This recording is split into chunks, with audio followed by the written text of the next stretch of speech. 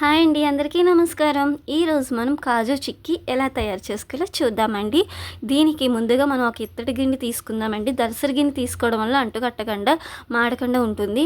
అందులో ఒక స్పూన్ నెయ్యి వేసుకుందామండి. నెయ్యి తినని వాళ్ళు ఆయిల్ కూడా వేసుకోవచ్చు. ఇలా నెయ్యి వేసుకుని అది కాగిన తర్వాత అర కేజీ జీడిపప్పును అయితే వేస్తున్నానండి. ఈ జీడిపప్పు గుళ్ళని తీసుకున్నానండి. ఈ జీడిపప్పును వేసేసి మనం కలుపుకుంటూ ఉండాలి. గోల్డెన్ ఫ్లేవర్ కలర్ వచ్చేంత వరకు, అంటే లేదా బంగారపు కలర్ వచ్చేంత వరకు, దోరగా ఏగేంత వరకు మనం కలుపుకుంటూ ఏగాలి. ఇందులో ఏ ప్రాసెస్ తేడా చేసినా మనకు చిక్కీ అన్నది సరిగ్గా రాదండి. సో మీకు అది కూడా చూపిస్తాను. ఏంటి సక్సెస్ అయినవి అప్లోడ్ చేయాలా, ఫెయిల్ అయినవి అప్లోడ్ చేయకూడదా అనుకుంటారు. సో ఫెయిల్ అయినా సక్సెస్ అయిన వంటకం అయితే టేస్ట్ అయితే అదిరిపోతుందండి. సో అందుకనే మీకు చూపిస్తున్నాను. సో కొంచెం వాటర్ తీసుకుని అదే బౌల్లో బెల్లాన్ని అర కేజీ గుళ్ళకి అర కేజీ బెల్లాన్ని తీసుకోవాలండి.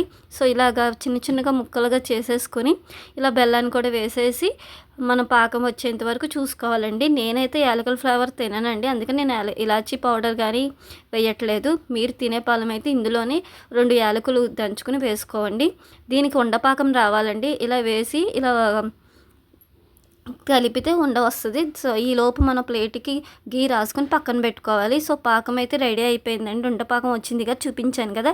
స్టవ్ అయితే ఆర్పేసుకొని ఈ జీడిపప్పుని అందులో వేసేసుకొని కలుపుతూ ఉండాలండి. ఇలా కలుపుతున్నప్పుడు తీగలు వస్తే అది పర్ఫెక్ట్గా వచ్చినట్టండి. సో ఇలా కలిపేసిన తర్వాత మనం ముందుగా గీ రాసుకున్న ప్లేట్ ఉంది కదండి, ఆ ప్లేట్లోకి అయితే వేసేసుకోవచ్చు.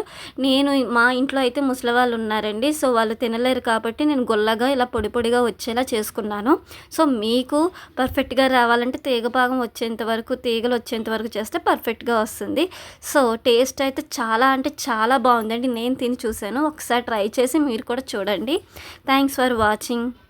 Please subscribe.